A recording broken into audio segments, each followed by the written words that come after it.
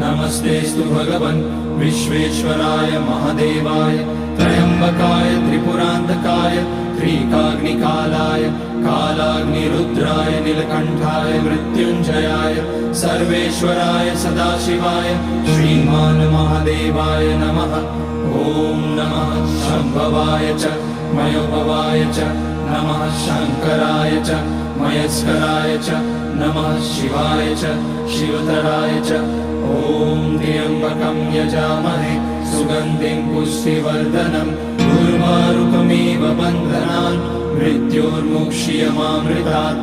नागेन्द्रहाराय त्रिलोचनाय भस्माङ्गराय महेश्वराय नित्याय शुद्धाय दिगम्बराय तस्मै नकाराय नमः शिवाय। मन्दाकिनी सलिलचन्दन चर्चिताय नन्दीश्वर प्रमथनाथ महेश्वराय